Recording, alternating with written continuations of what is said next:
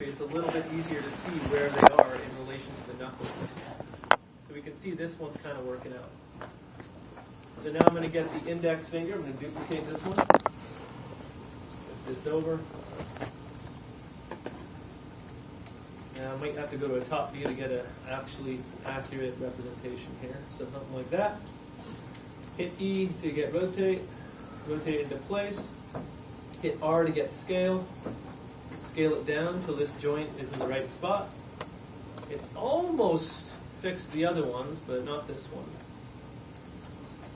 And that looks pretty good. Okay. So I'm just going to quickly go back and freeze transforms in all these. Modify freeze transforms. I hit G. G. Okay. Now I want to make sure that when I froze transforms, nothing got too terribly screwed up. So it's never a bad idea just to go back through and make sure. Looks fine. Now I'm going to duplicate the same finger. And this is where setting it, your rotations to local object is absolutely vital, because we need to see how the rotational axes will actually function on this joint chain. Because we need them to function as the thumb would. Okay? So what we ultimately need is, if we change anything on this, for these rotational axes to stay the same, not to go back to default world position. Okay, your thumb. Your thumb is a little bit of a weird joint in that if you look at, say, my finger here, you got joint, joint, joint, joint, right? Your thumb, it looks like you just have joint, joint, joint. But in reality, you also have this down here that does this. And even though you got all this meat in the way of that joint, you still have to allow for that flexibility. Can you get away with just doing those joints? Yeah, I suppose one could make the argument you could, but it would be kind of hard to make a fist in that case, since this has to come around to do it. So we can actually still use our same joint chain setup for this thumb. We simply have to make sure it's going to bend in the right direction. And if you look at this, the top of the thumb is actually at an angle. So let's start there. And I'm looking at my z-axis, in case you're wondering how I'm figuring this, to get a sense of how this should bend. Okay. I'm going to look at my own hand here. Okay, and I'm going to figure that the first knuckle is probably right around here. I'm going to say it's right there, actually. So I'm going to scale this down. Hit down on my arrow keys. Scale this up. Scale this up. Okay. Go back to the root. Go modify freeze transforms. And now what we're going to do is I'm actually going to... Oh, wait. It's still not quite positioned right. Uh-oh. You might have to tumble around a little bit just to make sure. Okay. The way you check this is this. On the thumb, if there isn't a time to pay attention as far as finger setup is concerned, that's now. To set up the thumb, select every single joint. Control-Shift, select the subsequent ones. Hit E to get rotate. Get the rotate tool and start rotating. Now you can see this isn't quite right. So I'm going to go back here, and I'm going to rotate it a little bit more. Go back, select these joints, rotate Z. Okay? That's pretty close. Can you repeat that one more time? Which part? Everything. The very last one. The last thing? Oh, okay. So I'm not moving any of these joints. Just keep that in mind, okay? I'm simply rotating the senior-most parent to get it into position. And once I figure I have a position that works, I am selecting the other joints down the chain, except for the last one. So Control-Shift to select them, okay? And then I'm rotating down Z, which is the same axis that all these other fingers are going to rotate down.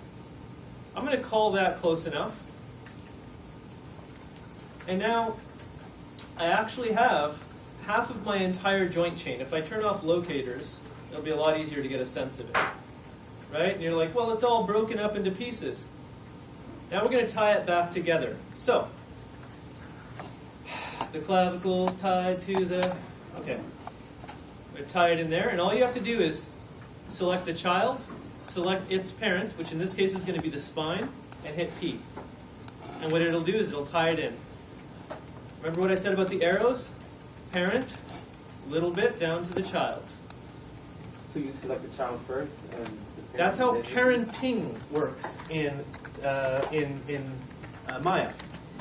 We're also going to do something else further down the road that is called a parent constraint. Okay? So, let's be clear on this. This is parenting, which creates a hierarchy that is not composed of constraints. Alright, so we're going to do the same thing with the fingers. The thumb is connected to the hand bone, which doesn't exist. And so is the index to the hand bone. On down.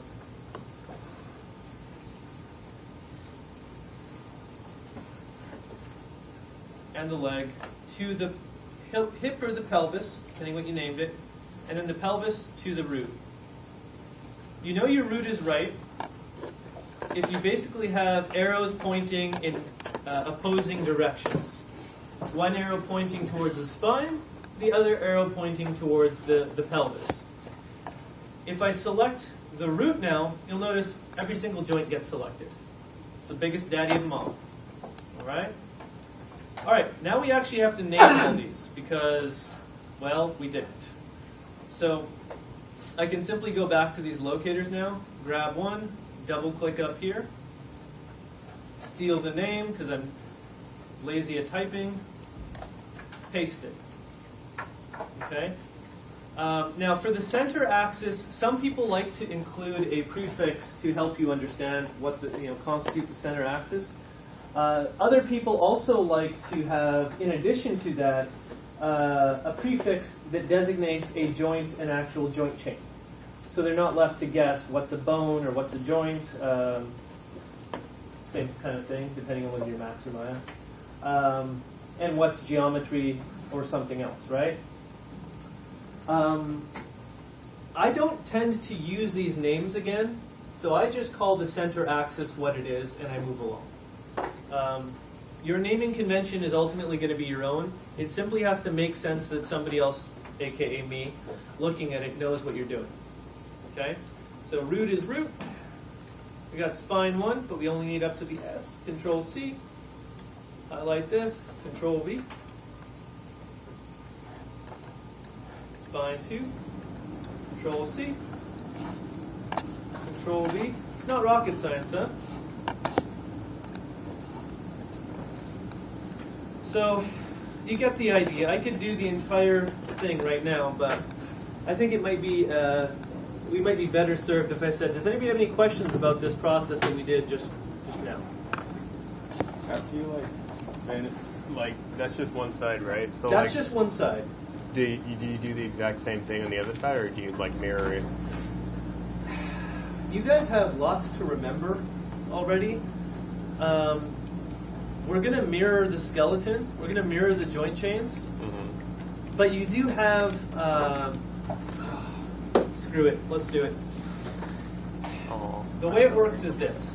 This is, if I look at this from a top view, and I turn off geometry, and I turn off locators, you can see that our spine and all of our center axis is right on the center axis, right? It's right on the x-axis line.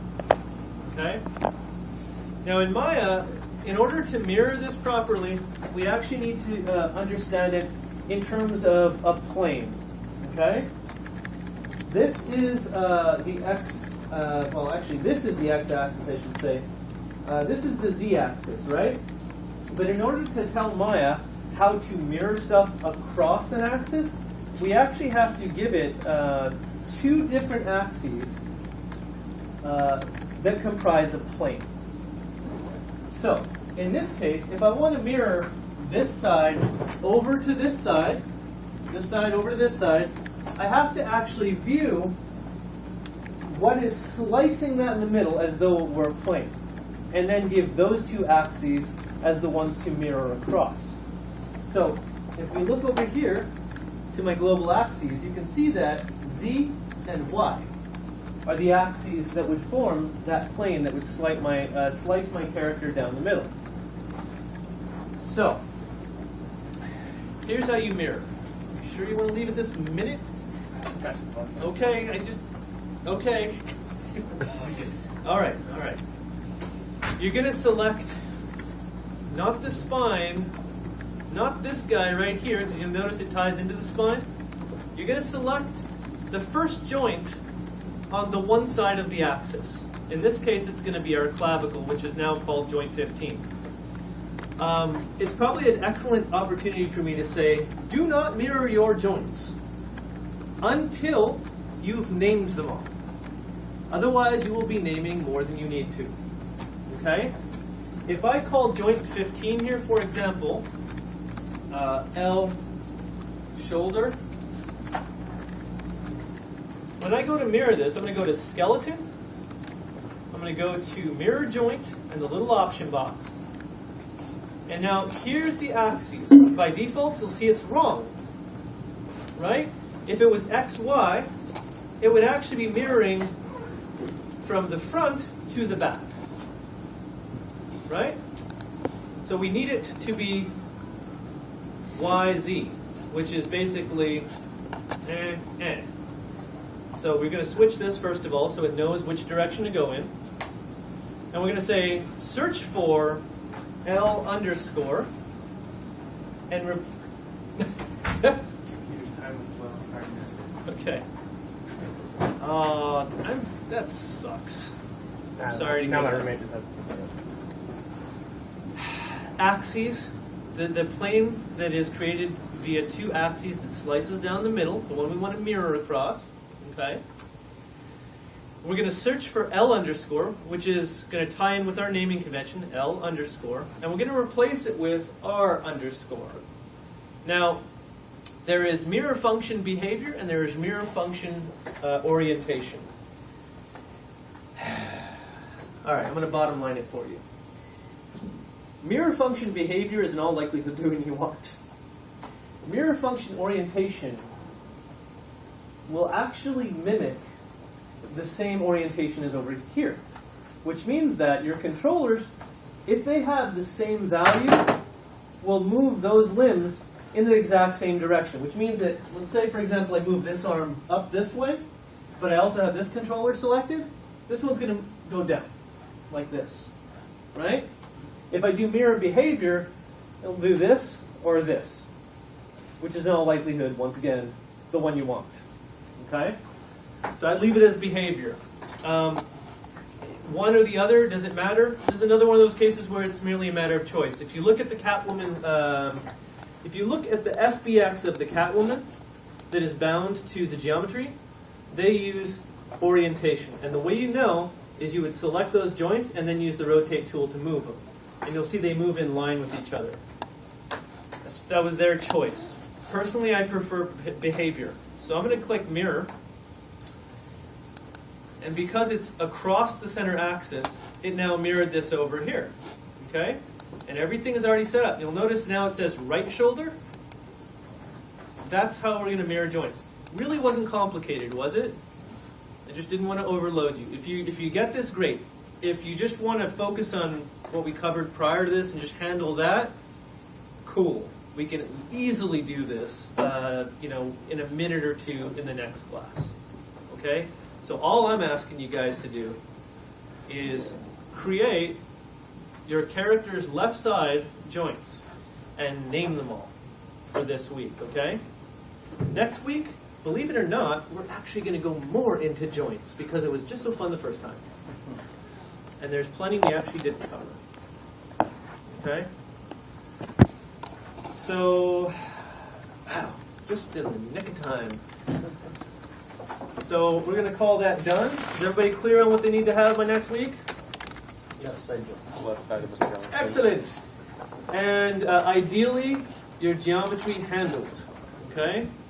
Otherwise, I would simply steal this dude. But you do have 1 week's grace.